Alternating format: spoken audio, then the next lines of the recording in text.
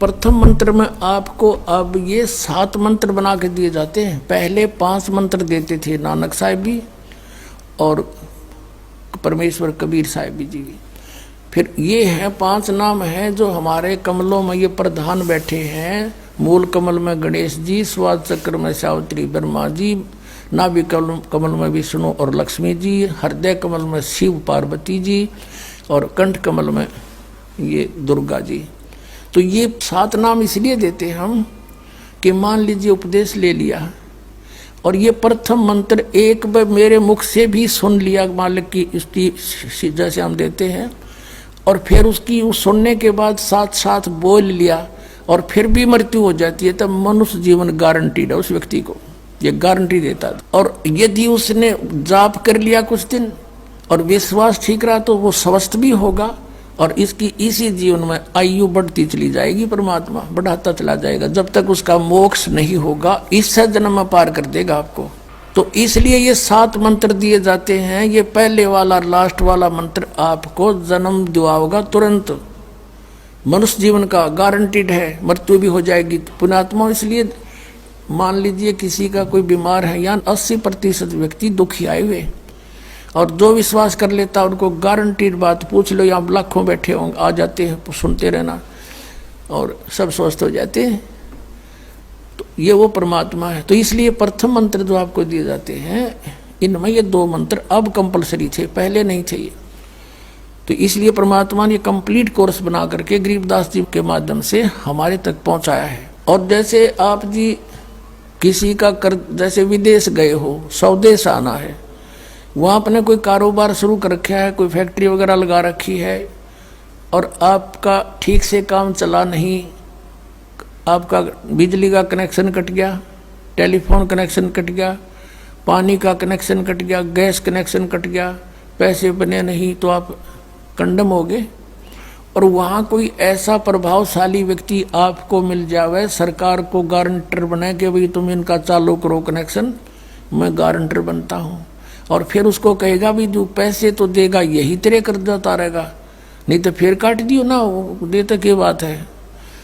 तो ऐसे ये दास आपका गारंटर बनता है और आपके सब कनेक्शन चालू करवाता है, लेकिन इनकी मजदूरी करके ये देने पड़ेंगे, तुमने कर्जा आप उतारना पड़ेगा। और परमात्मा जो है कुछ अपने कोटे से भी आपको पैसे देता, क्योंकि आप चला ही नहीं सकते अपनी फैक्ट्री को बगैर थोड़ा बहुत और सारा ना मिल रहा कहीं से, तो वो बगैर आपके वैसे सब्सिडी समझ लो ऐसे देता है। तो परमात्मा पहले आपको सब्सिडी देता है जिससे आप अपना काम चलाओ और फिर डट कर भक्ति करो, मर्यादा में रहो, आप धनी हो जाओगे, बहुत शीघ्र धनी हो जाओगे। बहुत कीमत है इन मंत्रों की। इन भगवानों के जो 5 प्रधानों से आपने मुक्त होना है, त्रिकुटी पर जब जा सको हो उस समय पहुंच पाओगे जब इनसे आप अपना नो डू सर्टिफिकेट ले लोगे। अब ये मंत्र जो 2 मंत्र फर्स्ट और लास्ट है इन 7 मंत्रों में, इसके साथ मिलने से ये मंत्र जो प्रथम जाप आप करते हो, इनका ऋण मुक्त हो जाने के बाद भी कुछ आपकी कमाई यदि बचगी तो इन 2 मंत्रों के प्रभाव से ये कन्वर्ट हो जाएगी आपकी सतलोक चालन नालियां में, इनमें से बच भी गई तय। और फिर जब आप यहाँ से प्रस्थान करोगे तो आपका अकाउंट, अब ये कहते हैं राधा स्वामी धन धन सतगुरु वाले, ये जय गुरुदेव वाले कहते हैं, हमारे गुरुजी तो कहते हैं हम तो सीधे त्रिकुटी से चलते हैं। यहाँ बताते हैं त्रिकुटी यहाँ नहीं है, त्रिकुटी इसके पीछे बैक में है, यहाँ पर जो नीचे से सारा ये तंत्र साथ मिला हुआ आता है, यहाँ है पीछे। ये कहते हैं हमने ना तो वेदों की आवश्यकता, ना किताबों किसी और, ना हम गीता को मानते, ये भी तो किसी ने लिखी है। और हम तो सीधे त्रिकुटी से प्रारंभ करते हैं अपना रास्ता, त्रिकुटी से, उसका किसी ने नहीं पता। ये सारे ऋषि महर्षि त्रिकुटी माथा मारा करते और उन्हें खक नहीं पाया आज तक। त्रिकुटी से तो बहुत आगे जाना हमने, और त्रिकुटी पर जाना कोई बालकों का खेल है, कोई बरवाले का बस स्टैंड है, चाहे पैदल पहुंच जाओ चाहे रिक्शा में बैठ कर पहुंच जाओ। त्रिकुटी इज द इंटरनेशनल एयरपोर्ट, त्रिकुटी अंतर्राष्ट्रीय हवाई अड्डा जानो। और वहाँ वही व्यक्ति जाता सैर सपट्टे, तो कोई धक्के खाए जाओड़ा, क्या फायदा होगा, उसने देख भी और आ जाओ उल्टा, क्या फायदा उसका। वहाँ पर केवल वही व्यक्ति जाता है जो पहले टारगेट बना चुका होता है, और उस जिस देश में जाना है उसका पासपोर्ट और यहाँ की सरकार से नो ड्यू सर्टिफिकेट, और तब वो उस इंटरनेशनल एयरपोर्ट पर जाकर कुछ लाभ उठा सकता है। तो वहाँ से फिर आगे कैसे जाएंगे? उस त्रिकुटी पर पहुँचने के लिए तो सारा झंझट है, उस पर जाए पाचा फिर आप पे काम बन गया। तो त्रिकुटी पर जाने से पहले हमने इन भगवानों से नो ड्यू सर्टिफिकेट लेने पड़ेंगे। और आपकी ये ऐसी भक्ति है, इसे ऑटोमेटिक, ये देवता है, ये कोई किसी के साथ भेदभाव नहीं करते। आपकी कमाई एग्जैक्ट लिखी पाएगी कंप्यूटर की तरह, और जो आपका ड्यू शेष होगा आपको थमा दिया जाएगा। हृदय कमल में जीव रहता है, और इसके यहाँ से फिर ये सबसे पहले इसका रास्ता है त्रिकुटी बजाने का, सबसे पहले मूल कमल में जाना पड़ेगा। मूल कमल से फिर सीधा रास्ता बनता है त्रिकुटी तक जाने का। उससे पहले गणेश जी के लोक में से गुजरना पड़ेगा। उसका एक जैसे बैरियर होते हैं प्रत्येक बॉर्डर पे, यहाँ ऐसे बैरियर हैं। वहाँ जब आप जाओगे, आपके सामने आपके मस्तिष्क पर जैसे लॉकेट होता है ऐसा लगा पाएगा, और तुरंत आपको कहा जाएगा चलो आप जाओ, आपकी ये पूंजी, और वो आपके उस मस्तिष्क में ऐसे लॉकेट पे वो नो ड्यू सर्टिफिकेट छपता चला जाएगा। फिर आगे चलोगे आप, आगे आप पहुंचोगे जब विष्णु जी के लोक में, वहाँ भी आपको ऑटोमेटिक मिलेगा, कोई बाधा नहीं मिलेगी, क्योंकि वहाँ तो चोरों को पकड़ा जाता है, सा को थोड़ा, वो देवता भी तो हैं, वो किसी के साथ जरा सी भी गड़बड़ नहीं करते। फिर ऐसे शिव के लोक में से शिव इस कमल में, हृदय कमल से फिर त्रिकुटी कंठ कमल में आएंगे, फिर हम त्रिकुटी पर पहुंचेंगे। अब त्रिकुटी पर जाने के बाद इस सतनाम के जो प्रथम मंत्र का अकाउंट वहां देंगे हम, लेकिन वहां पर यह काल बकवाद करवा देता है। यहाँ का जो जितने देव हैं ये अपने सतर पर कोई गलती नहीं करते, ये करवाता है। जैसे श्री कृष्ण, इसने सारे प्रयत्न किए थे कि भी युद्ध ना हो, सबसे प्रार्थना की थी दोनों पक्षों से। फिर इन्होंने देख लिया था कि ये मानना नहीं, ये तो इन मत बुद्धि भ्रष्ट हो चुकी है। और उसमें क्या था कि सब रिश्तेदार राजा आधे आधे बांटने थे उन्होंने। ये राजा को भाई जो कौरवों के पक्ष में आना चाहता है वो अपनी स्वीकृति दे दो, पांडवों के पक्ष में आना चाहता है वो अपनी स्वीकृति दे दो, ऐसे कति तैयारी होगी। तब श्री कृष्ण जी ने सोचा भाई अब ये तो मेरा भी नंबर आओगा, मैं भी राजा हूं, और मैं पांडवों का रिश्तेदार, क्योंकि श्री कृष्ण की बहन अर्जुन का ब्याह रखी, रिश्तेदारी पक्की, और उधर से वो चाचे ताऊ थे, कोई अलग नहीं। तो श्री कृष्ण जी ने यहाँ तक कह दिया कि भी एक तरफ तक मैं हूँगा, एक तरफ मेरी सेना होगी, अब मांग लियो जिसको मांगना हो। और यहाँ तक भी कह दिया कि मैं हथियार नहीं उठाऊंगा। अब पांडव तो मुंह धो रहे थे श्री कृष्ण पे कि सर्वशक्तिमान है, ये जो हमारी तरफ पक्ष में हो गया तो अकेला ही बहुत है। तो फिर पांडव घबरा गए थे। पांडवों ने यहाँ तक कह दिया था प्रभु हमें 5 गांव दिवा दो, हम युद्ध नहीं करेंगे। वो नहीं मानना था, फिर भी छोड़ो इस बात को, हम आगे लेंगे। तो फिर जब महाभारत का युद्ध हुआ, अब श्री कृष्ण ने हथियार उठाया, पहिया उठा लिया रथ का, उसको अपनी शक्ति से सुदर्शन चक्र बना दिया, और उसने बहुत लाखों लोगों को काट डाला। अब ये अपने सतर पर गलती नहीं करते ये देवता, जब तक ये न्यूट्रल रहते हैं। और जब इस काल ने इन पर प्रभाव किया, अंदर प्रवेश कर गया इसके काल, श्री कृष्ण के पाप को बनवा दिए इसके, और सुदर्शन चक्र उठवा दिया और झूठा बना दिया, वह प्रतिज्ञा भंग करवा दी।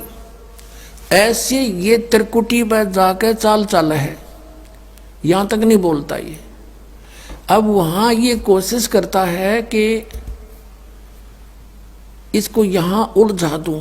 उससे पहले बहुत सी ऐसी बहुत से वहाँ पर त्रिकुटी तो एक बहुत बड़ा सांग है, बहुत बड़ा प्लेटफार्म है, और वहाँ पर कहीं पर डांस हो रहे हैं, कहीं पर दुकानें लगी हैं, औरतें खड़ी हैं, नाच रही हैं, कोई अर्धनग्न शरीर में खड़ी हैं, और बहुत से वैसे सुंदर सुंदर खड़े हाथी सजे हुए।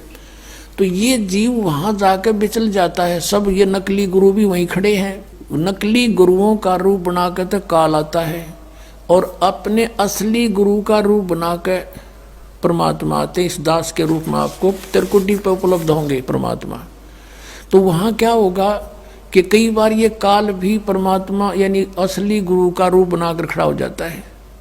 तो सबसे पहले आप क्या करोगे, प्रणाम जब करोगे गुरुदेव को, ये स्वभाव तो आपका यहाँ बना ही दिया जाता है, गुरु जी दिखे दंडवत करोगे। दंडवत करते समय एक सतनाम का सुमरण अवश्य करना होता है।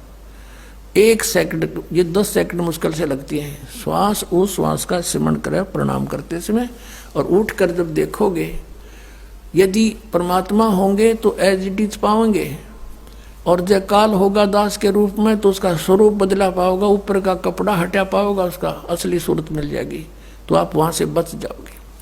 अब फिर क्या होगा कि फिर तुम जैसे यहाँ आप देखते हो गुरु जी आगे सारे पीछे पीछे हो लेते हो, तो वहाँ जब मृत्यु होगी आपको सपना सा दिखेगा। जैसे आप किसी ऑफिस में गए हो किसी कामवश, और वहाँ आपका काम फटाफट होता जा रहा है, नहीं होता है तो आप दुखी हो रहे हो, बार बार बैठ कर रो रहे हो, तो ऐसे ही चलेगा वो। तो वहाँ जाते ही जब आपको गुरुजी दिखेंगे, आप एकदम इसी स्वभाव से जो आपकी यहाँ रिहर्सल हो रही है, आपके अंदर जो आस्था कसक पैदा हो रही है, ये वहाँ काम आवेगी आपके। तो ये सब रिहर्सल यहाँ कराई जा रही है कि गुरु को परमात्मा जानकर ये सब क्रियाएं करो, तो वहाँ ये आपके काम आएंगी, वहाँ अपने यूज होंगी ये सारी फार्मूले। तो जब आपको ये पक्का हो गया कि ये है गुरुजी, फिर आपको लेकर के धर्मराज के दरबार में परमात्मा जाएंगे इस दास के रूप में, और धर्मराज से कहेंगे जी इसका हिसाब कर दो, भगवान का आदेश है, आप लो अपना ये एक इसकी कमाई जो तुम्हारे सतर की वो प्राप्त करो। ओम नाम की कमाई और ये यज्ञों का जो बचा हुआ यहाँ प्रयोग हो गया सो हो गया यज्ञ, फिर भी बचे हुए भी आपको वहाँ देने पड़ेंगे कि आप अपना संभालो अपने सतर की। जैसा कि आपके संविधान में लिखा है, ये पवित्र वेद पवित्र गीता भगवान का संविधान है, इसके विरुद्ध जो कार्य करता है वो दोषी है, चाहे जज है चाहे बिना जज है। तो यहाँ का न्यायाधीश बहुत समझदार है, उसने वो सब समझता है। परमात्मा याद दिलाता है 18वें अध्याय के 66वें श्लोक में लिखा है, सर्वधर्मान परित्यज्य माम एकम शरणं व्रज। अपना अपने सतर की जो तुम्हारी है वो अपनी लो, इसकी पूजाएं, और इसको छोड़ो, आगे चलेगा ये। तो वहाँ सतनाम के प्रथम मंत्र का जाप हम वहाँ देंगे, यज्ञ दे देंगे, फिर ये वहाँ से चलेगा। फिर वो आगे जागा तो पार ब्रह्म के लोक से हमने पार होना है।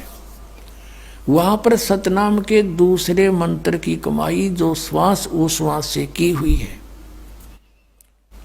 ये उसके दरबार में जाकर अक्षर पुरुष यानी परब्रह्म के लोक में जाकर के उसको देंगे, वो आगे जाने अलाउड कर देगा, उसके 7 संग ब्रह्मांडों से पार होना हमने सहयोग देगा वहां से वो वहां तक जाने का, उस टैक्स के बदले में। अब यहां बताया है कि जे तू पढ़ा पंडित बिन दोई ना अक्षर दोई नावा, और पर्णवत नानक एक लंगाए जे कर सत समावा। अब ये 2 अक्षर का नाम जो सतनाम है, ये हमें भंवर गुफा तक पहुंचा देगा। भंवर गुफा है, जैसे अभी तक हमने 10 द्वार सुने थे, तो यहाँ परमात्मा ने गरीबदास साहिब जी के माध्यम से कहा है कि 12 मद मैल मठ बोरे बहुर ना दे धरे रे। वो तो 12वें द्वार को पार करके है वो मठ, वो स्थान, वो ठोड़ ठिकाना। फिर जहाँ जाने के बाद बहुर ना दे धरे रे, फिर दोबारा जन्म कभी नहीं होता। एक 10वां द्वार तो इस शरीर से निकलना है। ये शरीर और एक ब्रह्मांड एक है, इससे निकल गया। कई योगी देखे यहाँ से शरीर फोड़ जाते हैं। यहाँ एक काग बोलते हैं इसको, स्थान को काग। छोटे से बच्चे को आप देखोगे नर्म नर्म स्थान होता है, वो कई बार नीचे हो जाता है तो उसको एक देसी इलाज से ऊपर उठाते हैं हाथ से, तो इसको फोड़ के वो बाहर निकल जाते हैं। वो कहते हैं जिसकी मृत्यु यहाँ से हुई हो ना, उस योगी को कहा करते इसने ब्रह्मांड फोड़ दिया। ब्रह्मांड फोड़ दिया, केकला तोड़ दिया। ब्रह्मांड के बीच में, प्रत्येक ब्रह्मांड के बीच में वैक्यूम प्लेस है, खाली स्थान, बहुत लंबा चौड़ा। ये फिर वहाँ धक्के खाएं जाओ, उसका वहाँ के चक्कर काटें जाओ, ठंडी ठंडी इसमें लगती रहे, और वहाँ इसकी कमाई पूरी हो जाएगी, फिर वापस नरक में। और फिर 21 ब्रह्मांड का भी एक ग्रुप है, चारों तरफ से एक अंड आकार है, और 21वें ब्रह्मांड का कनेक्शन जो है उसके चारों तरफ भी फिर खाली स्थान है, और वहाँ से सीधा एक 11वां द्वार है, वो अक्षर पुरुष के लोक में प्रवेश होता है, 7 संघ ब्रह्मांडों का। वो 7 संघ ब्रह्मांड भी चारों तरफ से एक तरफ बंद हुए हैं, पैक हैं, और बीच में अलग अलग डिवाइड हैं, वो अलग हैं। तो जब 11वें द्वार को पार करेंगे तो उसमें प्रवेश कर जाएंगे, अक्षर पुरुष के लोक में। और 12वां द्वार जब है अक्षर पुरुष का, जो 12वां द्वार है अक्षर पुरुष के लोक से सतलोक में जाने के लिए पहले बीच में एक और स्थान है जो गुफा टाइप है, और उसको ऐसे गोल आकार है, वो ऐसे ऐसे जाएगा ऊपर को। तो वहां जब हम 12वें द्वार पर खड़े हो जाते हैं, इसका जो अक्षर पुरुष का चारों तरफ से जो बंद है उसके पारदर्शक है, वो वहां से सतलोक दिखाई देता उस आत्मा को जिसके पास सार नाम की कमाई है। अन्य को नहीं दिखता, अक्षर पुरुष के लोग व्यक्तियों को नहीं दिखता, वहां के प्राणियों को नहीं दिखता, तो वहां से फिर वो दिखाई देता है। अब जैसे नानक साहब ने कहा है कि एक छुड़ावे एक लखावे, यूं तो छुड़ाओगा कालते सतनाम का पहला मंत्र ओम, और वो जो दूसरा मंत्र है वो लखावेगा, वहां जाकर एंड पे बैठा देगा, और वहां से आपको सतलोक दिखाई देगा, पार नहीं हो सकते। सार नाम है जिसके पास, तो फिर वो आगे उस भंवर गुफा से पार करके, और फिर आपको 12वां द्वार पार करके तब परमात्मा का वो मठ है, वो स्थान है, सतलोक है, जहां जाने के बाद साधक फिर लौट के कभी संसार में नहीं आते। तो इस प्रकार ये अर्थ तो ये था 18वें अध्याय के 66वें श्लोक का। ये बालक के जाने, संस्कृत के जानने वाले विद्वान पाक रहे थे, इनको कख नहीं पता था, अनृत कर डाला इस अनमोल सदग्रंथों का।